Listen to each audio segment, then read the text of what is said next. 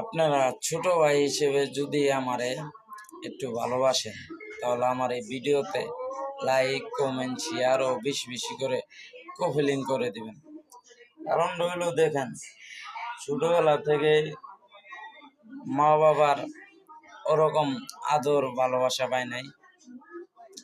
একা একাই চলাফেরার জন্য অনেক কষ্ট করে একটা দোকান দিছি। সে দোকানটাও মানুষের সুদের টাকা না দিতে পারলে দোকানে তালা মারে। কি করব, সুদের টাকাই দিব না বাড়ির বাজার করেই খাবো?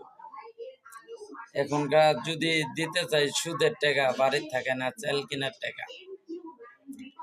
এখনকার সুদও দিতে পারি না, বাড়ির ঠিক মতো চাইলও কিনতে পারি না।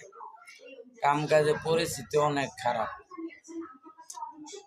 তো মানুষের বুঝলেও বুঝ মানে না, কিন্তু নিজেও দিতে পারি না। এরকম পরিস্থিতির মধ্যে শিকারের মধ্যে আছি। যদি কেউ আমারে অল্প কিছু টাকা দিয়ে কেউ যদি আমারে সাহায্য করত, তাহলে অনেক বেশি উপকার হইতো। যদি এরকম দয়ালদার কোনো ব্যক্তি আমার ইউটিউব চ্যানেলে থাকেন, তাহলে আমার ইউটিউব চ্যানেলটা অতি তাড়াতাড়ি ভাইরাল করে দিবেন, যাতে আমি চ্যানেলের মাধ্যমে আমি কিছু টাকা মানুষের তুলে দিতে পারি। এবং কি আপনারা বেশি বেশি করে আমারে ভালোবাসা দেওয়ার জন্য চেষ্টা করবেন, আমিও আপনাদের ভালোবাসা দেওয়ার জন্য চেষ্টা করব। তো বড় ভাই আপুরা, যদি আপনাদের কাছে এই ভিডিওটা যায়, অনুরোধ জানাইলাম আপনারা এই ভিডিওটা সুন্দর করে লাইক, কমেন্ট, শেয়ার ও বেশি বেশি করে কপিলিং করে দিবেন। অনেক কষ্ট করে ভিডিও বানাই, পাই না এমবি কিনার টাকা। মানুষের কাছে মানুষের কাছে ওয়াইফাই নাইন চায়ে ভিডিও বানাই।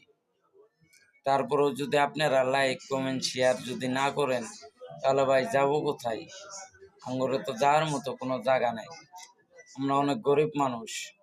যদি কারোর কাছে যাই, টাকা আলার কাছে, তাহলে দূর দূর করে তাড়ায় দেয়। কারণ আঙ্গরে টাকা নেই, আঙ্গরে কেউ ভালোবাসে না। আঙ্গরে যদি কেউ ভালোবাসে, হয়তো আমরা টাকা পয়সা যদি চাই, এই কারণে আঙ্গরে কেউ ভালোবাসে না।